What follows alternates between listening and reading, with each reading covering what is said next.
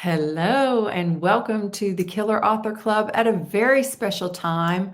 Wife and husband duo Nicci French are coming to the clubhouse all the way from the UK. Killer Nicci and Killer Sean will be talking with us about their latest, The Last Days of Kira Mullan. So grab your cocktails and your list of questions for our killer guests, and we will see you right back here. Welcome to the Killer Author Club. 3 best-selling authors talking about killing, of the fictional kind, with the best thriller and suspense authors in the business. Killer conversations, killer cocktails, and killer guests, with your hosts, Kimberly Bell, Heather Gutenkopf, and Kara Ruda. This is the Killer Author Club.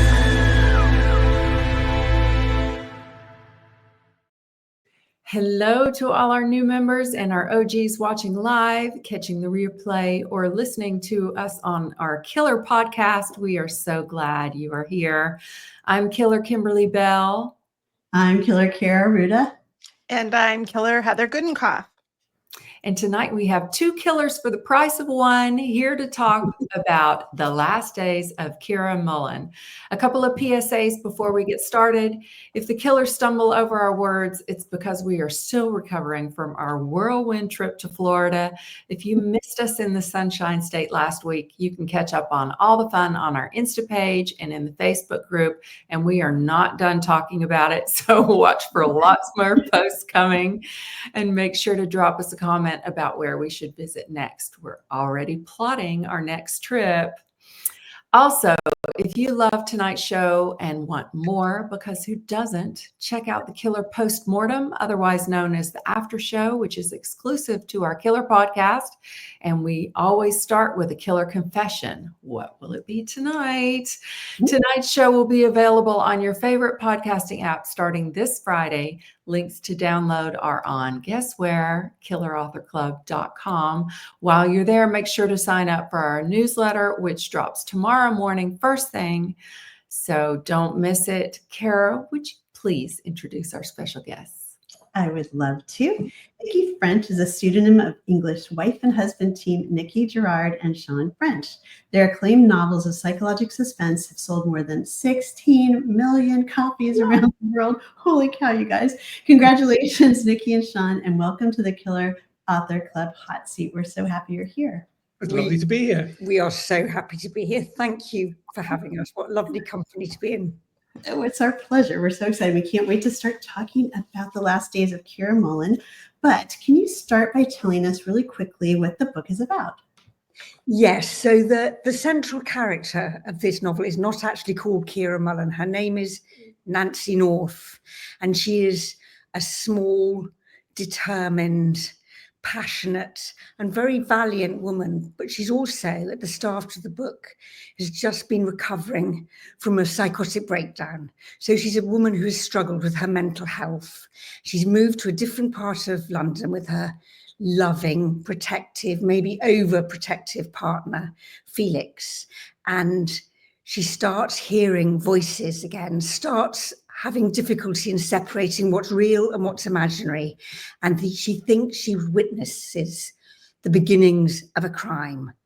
And then Kira Mullan is indeed found dead. And Nancy is convinced that it was murder. But nobody will believe her. And indeed, she doesn't even know whether to believe herself, because the question is, how do you trust a woman who's been sectioned for delusions, and how does she trust herself? And so we wanted to look at the stigma surrounding mental health and about how do you trust yourself.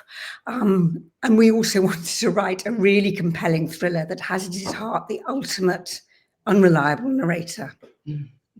Yeah, I love it. Love it. We can't wait to get back into it more. And so you guys that are listening, please start dropping your questions in the comments for us to ask the killers. But first, it's time to talk about this episode's special drink. Yeah. So as you know, we killers, we love our killer cocktails and mocktails and tasty drinks. In every episode, we ask our killer guests to come equipped with their favorite. So killers, Nicci and Sean have chosen the dry martini, inspired by The Last Days of Kira Mullan. Can you tell us why you chose this drink? we think I think it's the greatest of all cocktails, and I it's, as you can see, it's pure and clean and extremely strong. So I may be getting less and less coherent as this interview goes on. And also, I associate not just with Kira Mullan, but with the I think for me it's a quintessential cocktail of the American thriller in particular. I really would connect it with it's the kind of thing that Philip Marlowe or Sam Spade would drink, I think, Absolutely. I also associate it with different stages of our relationship. I have a very strong memory of lying on the grass, listening to music and drinking dry martini with Sean many, many years ago. And then at the end, just having quite a lot of difficulty getting home, stumbling around. There's a ditty by Dorothy Parker we particularly love, which is, "I like a martini," said Mabel, "but I only have 2 at the most. With 3, I am under the table, and with 4, I am under my host." She's the best. I love Dorothy Parker. I I've love just that. been reading her. Oh my gosh, that's awesome. Anyway. Love it. Well, cheers. Amazing. Cheers and Cheers. congratulations on another fantastic. Yeah, Well, thanks very much. absolutely. All right, guys. So the Killer started the Killer Author Club a couple years ago so that readers like you can interact with some of the best suspense and thriller authors in the business. Our winter and spring lineup, is it still winter? It's I spring, think it's right? spring. Our spring lineup includes superstars like Amy Tintera, Peter Swanson, Anthony Horowitz, Heather Graham, and so many more. For dates, times, past episodes, etc., you can surf to killerauthorclub.com. But tonight, we're here to talk about the last days of Kira Mullan. Tense, twisty, and profoundly thought-provoking. I was beyond wrapped up in the story from the first gripping chapter until the final soul-satisfying last page. That's from Lindsay of Suspense is Killing Me. Lee Child says no one does it better than Nicci French. And The Guardian reviewer said, the authors are still keeping me up far too late, rushing through the pages in a panicky, obsessive fashion as I race to the conclusion. Really, I'll still keep stopping people from sleeping. That's our service. That's the best thing you can say to an author, right? I couldn't put it down. So Nicci and Sean, you are clearly enormously successful, collaborative serial killers. And now we need to know your answer to the killer question. When do you kill? Well, that's a really good question. For me, and I think maybe we'll see if Nicci agrees with me about this, the kind of where killing really happens, with the kind of where killing comes not from, for us, the really terrifying killing comes not from a terrorist or from a serial killer, but from the fears of ordinary life. Mm-hmm. And I think it's often been said that if you're, it's so funny that we're taught as children, stay away from strangers. Actually, most of us are safer with strangers than in our own family. The classic thing is what most people, and I think this is one of the things we explore in this book, is the people maybe who, the most murders come from out of little rows about jealousy between a partner, about someone who's out of shame. And I think that's, for us, that's where real murder happens. That's where killing happens, and those are the kind of fears that have driven us, I think, to write our stories. I mean, in a way, if we look back over all the books that we've written together as Nicci French, you can identify there are certain particular emotions that are core to each one. So shame is a very strong one. I mean, I think shame is one of the most potent but unexplored emotions that can destroy people, more than guilt even, or jealousy, or the desire for a certain kind of revenge, or just pure grief, or just a mother's love for her child. And out of these things, we build our thrillers. As Sean says, it's not kind of 10 days to save the world, but the conversations that happen around a breakfast table, the kind of the love in a family that can turn very quickly to hate, the lover who can become almost like a stalker in his possessiveness. I mean, there's a great thing that Margaret Atwood said, that men are afraid that women will laugh at them, and women are afraid that men will kill them. Yes. I think that captures something about the kind of domestic psychological thriller. I mean, I guess that what we always are trying to do is write domestic noir, kind of intimate dread. Mhm. And Yeah. you do it so well. Yeah, agreed. And you said earlier the premise, that your starting premise of this story was like, what do you do like when you know that a murder has been committed but nobody believes, or maybe you don't even believe yourself, right? When you say you were innocent or you don't know anything. But so, and you said you wanted to kind of explore the mental health that comes behind it. But like, where did that come from? Like, did something happen that planted that idea in your brain? That's a great question. I mean, I think one thing we've always been, I think there's something we share as being Nicci French in the world of the books we write, is this idea of the fragility of ordinary life. That would most of us go through life almost pretending that we're safer than we really are. We think tomorrow will be like today. And we almost don't want to face up to the fact that we're just this one little step, one little bit of bad luck away from everything collapsing. And the same is true of the human mind. The mind is so, where does something like almost as we were saying earlier, when does jealousy turn into murderous jealousy? When does being a bit eccentric turn into being mad? And so I think we've for a long time we've been interested in just what happens to you when you're regarded as being insane, and then people don't trust you, and then what if we took someone like that and put them in a thriller? It just felt like there's a kind of brutal way in which there's people who are normal, whatever normal means. I mean, who's normal? And people who fall outside of that. And then they fall through all the safety nets of society and they become like outcasts. They become lonely. I mean, we often think about how if you break a leg or if you have cancer, if you have an illness that's identifiable, you're not distrusted because of that. People don't explain all your actions because of the physical illness you have. But as soon as you have something like a psychotic breakdown, then for the rest of your life, that follows you. And it's like a stain that follows you. And people look at you differently and they interpret your behavior like that. So Nancy, who is a kind of wonderful, clever, kind of committing, determined young woman, people just look at her with suspicion, and she looks at herself with suspicion. When we wrote her, we had this idea of her as bit by bit going into the darkness, because bit by bit people fell away from her. So by the middle of the book, after which it starts to change, but by the middle of the book, she is the loneliest character that we've written, I think, because she's estranged from everyone. Even the people who are trying to protect her are like her prisoners. And she's estranged from herself. She has the terror of not knowing that by fighting for what she thinks is true, whether she's committing herself to a life in a mental asylum, for instance. And one of the things is she's surrounded by people. She's got this, quote, loving partner, and she's surrounded by people, friends and friendly neighbors. And in a way, they're like, are they her friends or are they her enemies? These people who are kind of, they see themselves as protecting her. And that's something that's always interested us, is most of us, we don't have, we're not frightened of enemies. Most of us don't have enemies. What we're frightened of is our friends. What do our friends really think about us when we're not in the room? How much do we trust them?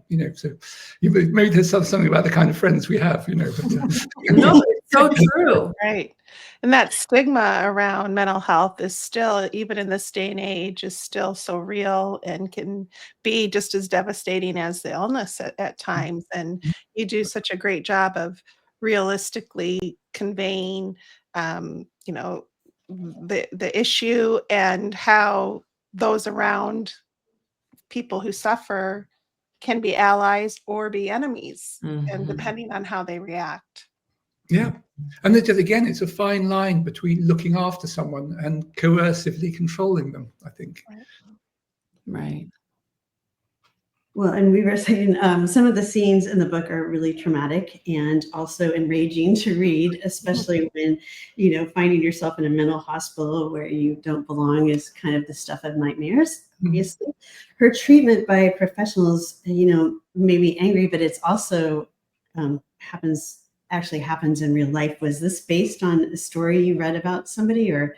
Well, not even one story. I mean, we wanted to. I mean, it was really important when we took on this subject because it's so sensitive and so many people. I mean, it's clear people who will read the book will have either have experienced that or will have know people who've experienced it. So we had to get it right.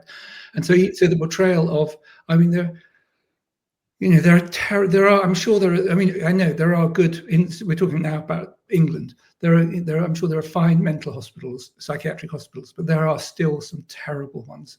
And where people are, it's like going in, once you go in, it's a little world of its own. And sometimes the wrong people are attracted to working in those places. And once you get in, it can be very hard to get out because proving I mean, yeah, the more that Nancy says she's not mad, the madder she seems. So the more she tries to fight for herself, the more she locks herself into this place. And as Sean says, there are some good ones, there are some terrible ones, and things happen behind closed doors, things that we never discover about. I mean, there are quite a few exposés that have been done that we watched where people smuggle in hidden cameras and things.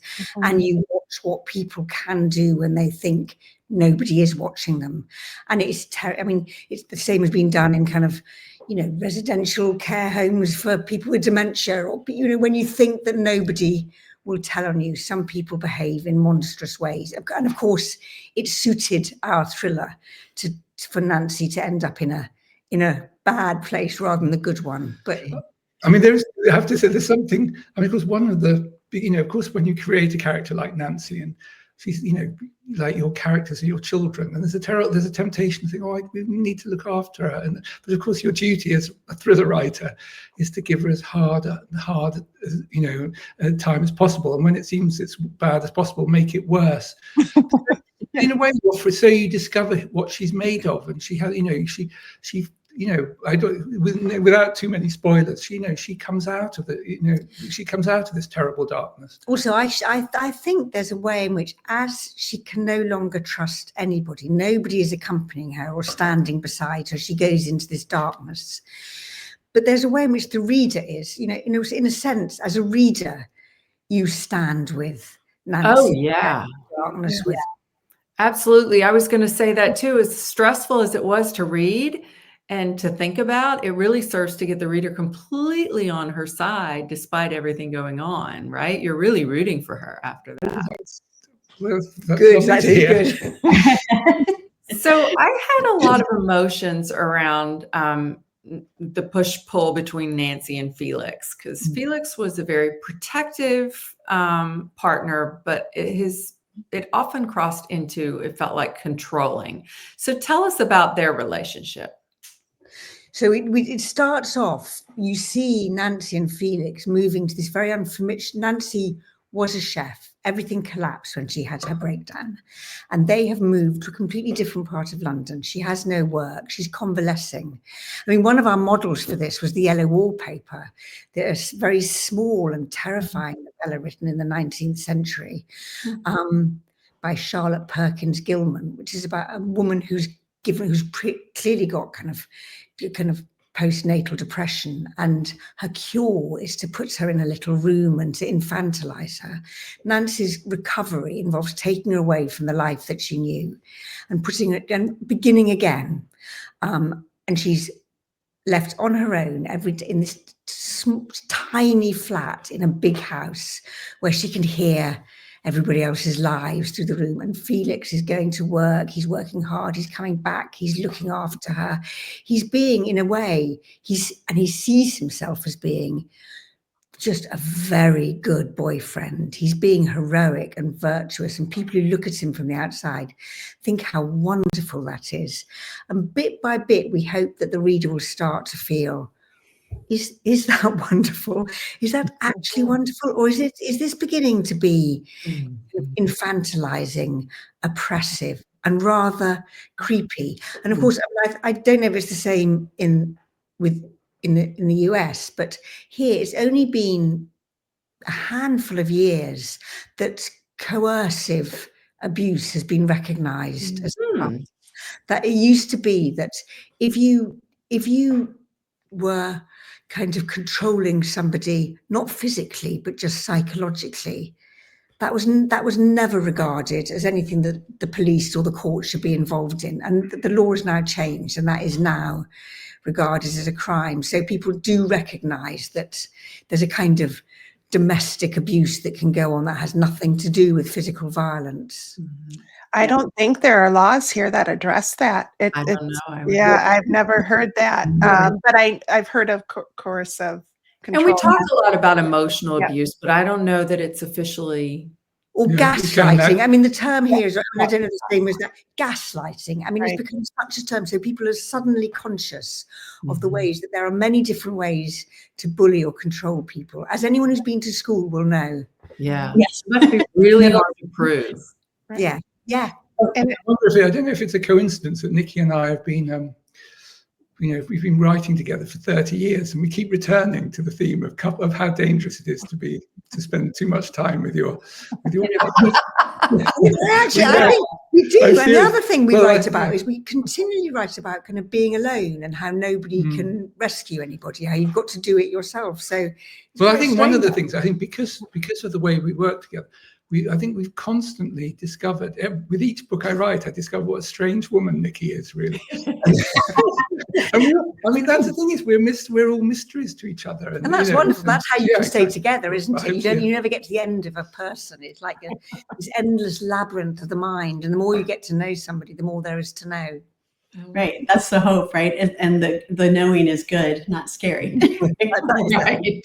That kind of gets to Kathy's question here. How do you guys collaborate? And now it's been a 30-year collaboration, you told us. Does one have the idea and the other puts the words on the page? Right. Well, absolutely not. So, do you want to? I'll start and then you can take over. So the way we wrote our very first novel so many years ago is the same way that we write now, because there is no other method for us that we think would work, and there's no separation between us. First of all, we spend weeks and sometimes months working out what the novel is going to be. I mean, the initial idea, the characters, the plot, the twists and the turns, very importantly, the ending, where it's getting to. And it's like working out a journey. And then, of course, a journey isn't the same when you set out on it as when you look at a map. But then when we finish that process, we do the research, and we do all the research together. There's no separation about that. It's not kind of labor-saving device.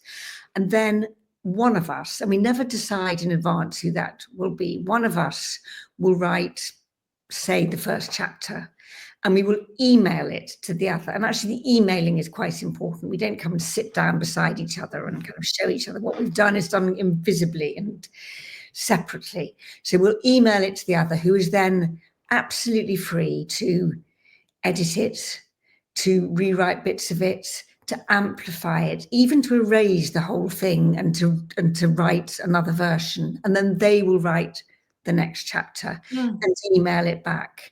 And that's how we proceed. But the important thing is that it's not that Sean is writing as Sean French and emailing it to me, and then I'm mashing as much of Nicci Gerard into that as I can. It's not a kind of struggle or a compromise between our two voices. We absolutely are writing into this strange third person that we've created between us, who's called Nicci French. I mean, when we started writing our first book, really, because we were both journalists, and it really was just like an experiment to see. We were almost writing without even an idea that we'd ever be published, but just could we create a voice? And I think the revelation that happened about halfway through that first book is this. I mean, again, I can just speak just for myself. Is the complete surprise that somehow putting on this Nicci French mask, I felt free to become a completely different writer. And so some people think, oh, isn't collaborating being constraining? And for me, it's completely the opposite. It allows me to become this strange female crime writer. That was not on one of my plans when I started out writing. But I would say that central to our writing, which we just have to trust each other. Yeah. We have to trust each other. There's not a battle of egos. We have to trust each other enough to show each other our kind of unfinished work and look ridiculous in front of each other and be vulnerable, because it's a very intimate process. Yeah. And so we just have to be quite careful and courteous and kind to each other in the process. Yeah. Do you sit in the same room when you're writing? Or you? No. I'm in a shed right out in the garden, and Nicci's in an attic at the top of the house, and it's really important, the geographical situation. We did once. So once we sat in the same room as each other for a day, just because of technical reasons, and it was very revelatory and not a great success. So we work in very different ways. So I got going like 9 a.m. I kind of went and had a run or whatever, sat down, started working, and Sean came in somewhat later and very nicely gave me some coffee, and then he went and got me some more coffee, and then he read out a crossword clue, and then he looked at a bird on the bird table and we had to identify it, and then he read out another crossword clue, and then he asked what we were having for lunch, and then we started discussing what we were going to have for supper. And then sounds so familiar. Then he said, I've got a good idea, let's learn Russian together. And then I had to leave the room. That was it. And never again. We cannot work in the same space as each other. Yeah. My husband has started working at home a lot, and I'm not a fan. Yes, a lot. Mine's home too. Anyway, you know what? We could listen to you guys. Seriously, I could just sit here and listen to you talk for hours, but we have to move to our next segment, unfortunately. Thank you so much. I mean, it's just enchanting actually listening to you. Okay, so Nicci and Sean are giving away 10 copies, you guys, of The Last Days of Kira Mullan to lucky US viewers. Doesn't matter if you're watching us on Facebook or Instagram or YouTube. We scour the comments everywhere we stream, and please shout out where you're from.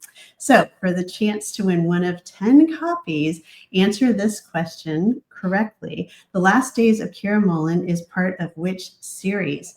Frida Klein or Maud O'Connor? That might be difficult because we didn't get to that question. We didn't get to that question yet. Well, so you guys have to look research. Absolutely. Well, we Killers, we are big fans of independent booksellers and want to support the ones our killer authors love. So Nicci and Sean have chosen Pages. Make sure I get the right one. Pages of Hackney in London. Can you tell us why this bookshop is so important to you? Yeah, so it's a very small bookshop, and it's about 2 minutes from where we live in London. And it is an independent bookshop, as you say. It is quite eccentric. It has an eccentric selection of books. It is incredibly Very responsive, personal, yeah. Very personal, very responsive to its customers. So anything you ask for, it will get immediately, and also kind of follow-up recommendations. It's got a really nice few shelves of secondhand books that readers bring in for people to kind of borrow and donate to. So it kind of feels like a public service. Very good section for children, really welcomes children in.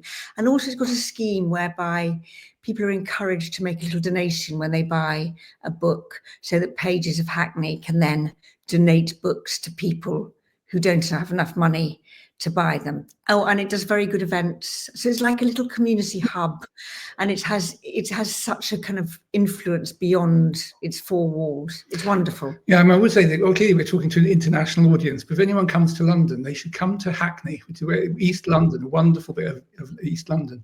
And in Lower Clapton Road, Pages of Hackney. And it's a great place to pop into. All right, Killers, you heard it. Take one for the team. Go to London. Go to London and visit. So we'll be dropping the link so anybody can order Nicci and Sean's books along with any others that you have on your wish list. That's right. I just dropped it. So obviously the Killers love to read, and our Facebook group is the place to share the love for fabulous books. Post pictures, write reviews, ask for recommendations, and give yours. We love it when our TBR cups runneth over, which is why we want to ask Sean and Nicci, what are you currently reading? So I've just finished reading the latest Anne Tyler, which was just lovely. Beautiful, very short, beautiful, painful, funny, kind of quintessential Anne Tyler. And what I'm now reading is a book that hasn't yet been published, but will be shortly, and it's by an author who's called S.J. Fleet, and that is not this author's real name. I do not know what the author's real name is. I do not know if the author is a man or a woman, and the reason for that is that under the name of Secret Barrister, he or she has written 3 books and has done a lot of kind of online stuff about the workings of the criminal justice system. They whoever they are a barrister, and they've done lots of exposés about where things go wrong, what, the corruption involved, the kind of little work, the kind of minute workings of the justice system. So this is a courtroom drama called The Cutthroat Trial, and I know it's going to be just crammed full of insider knowledge of how the justice system works and what happens in courtrooms. In fact, we did a few novels back, some of which took place in a courtroom. So I'll be kind of doubly interested to read it. Love it. So it's research and fun all in one. Totally. Well, speaking of good reads, we are excited to celebrate a new book from one of our Killer alumni, Ashley Winstead. You can catch her Killer Author Club appearance from back in 2022 on last Friday's podcast. But tonight we want to celebrate her newest release, This Book Will Bury Me. From the national best-selling author of In My Dreams I Hold a Knife and Midnight is the Darkest Hour comes a chilling, compulsive story of 5 amateur sleuths whose hunt for an elusive killer catapults them into danger as the world watches. Ashley is giving away 1 copy to a U.S. viewer, so drop a comment, tell us where you're from, and I will drop the link if you want to go ahead and purchase it in the comments in just a second. All right. We also want to celebrate 3 fabulous new releases you want to add to your to-be read list. I don't know how everybody's going to get through all of these, but this first, check out Pomona Afton Can So Solve a Murder by Bellamy Rose. It's a cute title. Okay, spoiled heiress must investigate her grandmother's death in order to gain back her trust fund, all while discovering how to be your own person and maybe even falling in love in this rom-com meets murder mystery. That sounds amazing. We also have Killer Potential by Hannah Deach. I hope I said that right. When SAT tutor Evie finds her wealthy employers brutally murdered in the back garden and a woman crying for help within a closet, the two become runaway fugitives in a thrilling Thelma and Louise cat and mouse chase across the country. And we also have the critically acclaimed This Is Not a Game by Kelly Mullan, that Killer alumni Claire McIntosh calls an innovative and funny spin on the classic country house murder. When a socialite is murdered during a charity event in a mansion on an idyllic Mackinac Island, a grandmother and granddaughter team up to solve the murder. And she's giving away, she just told me, 3 hardcover copies to you. Oh, okay. All right. So there's 3 of those. We've got 1 of Pomona Afton Can So Solve a Murder and 5 copies of Killer Potential. So lots of giveaways, you guys. So please let us know if you're interested. And also, and good luck, everybody. And don't forget to check out the Killer's latest books. That's right. Just look at this gorgeous cover for Kara's upcoming Jill Is Not Happy, out June 10th. Giveaways going on her website for everyone who pre-orders. The details in the link coming up. That's right. And Heather, along with authors Karen Slaughter, Lee Child, B.A. Paris, and some other, like maybe you've heard of, members of the International Thriller Writers Organization, collaborated to create the Twisted Women's Book Club, an Audible original coming April 10th. But you can pre-order this twisty listen now. And speaking of gorgeous covers, Kimberly's The Expat Affair is out June 3rd, about 2 American expats in the deadly world of Amsterdam's diamond industry. Links for all of these are coming up in the comments. That's right. Okay. Membership has its privileges. So if you're on Facebook, check out our private members-only group called the Killer Author Club, where every episode the killers choose a name from the hat to win swag. So you can win t-shirts, mugs, candles, totes, hats, all of which can be found on killerauthorclub.com. Tonight's winner is Rachel Cananariato. I hope I said that right, Rachel. Congratulations, and please send one of us killers your address, and we'll send some killer author swag your way. And if you want to be the next winner, become a member of our Facebook group, and you're automatically entered. And the link is coming up in the comments. And speaking of support, a big killer thanks to Book Reporter for sharing our upcoming episodes in their newsletter. Stay up to date on all bookish news and events at bookreporter.com. That's right. And Nicci and Sean, we have some excellent news. You guys survived the Killer Author Club. Well, that's a relief. Phew. It was close. It was close. With the help of a drink, yeah. Yes. So Here's books to read ahead of us. I love it. Please tell us where our listeners and viewers can find you guys. Well, the easiest, if you just even find us on Twitter or Blue Sky or Facebook, just Google us. Well, not Google us, but tap our name in. You'll find it. Love it. And you can send us, anyone who has questions, you can always ask us something. Or in a bookshop. Yeah, gosh, so nice being with you guys. All right, and that does it for tonight's episode. It went so fast. We have so many more questions we didn't get to, so you guys will have to come back next time again. Thanks everyone for tuning in, and make sure to mark your calendars for 2 weeks from today. We'll be back on April 8th at our usual time, 9 p.m. Eastern, 6 p.m. Pacific, with the one and only Queen of Gothic, Emily Carpenter. She'll be answering all of our burning questions about her latest Gothic town. In the meantime, as we've said, please find us wasting too much time on Instagram, Facebook, Twitter, and TikTok. For all the information you need, times, upcoming schedule, past episodes, recipes, and merch, surf to killerauthorclub.com. Thanks for being part of the club. Thanks, everyone. Thanks very much. Thank you so much. It's a great pleasure. That does it for tonight's show. Thank you for tuning in. If you'd like to catch our next show live, we're every other Tuesday night on Facebook, Instagram, and YouTube. For times, upcoming schedule, and to catch up on past episodes, visit us at killerauthorclub.com. Happy reading. Now get on out there and kill that TBR.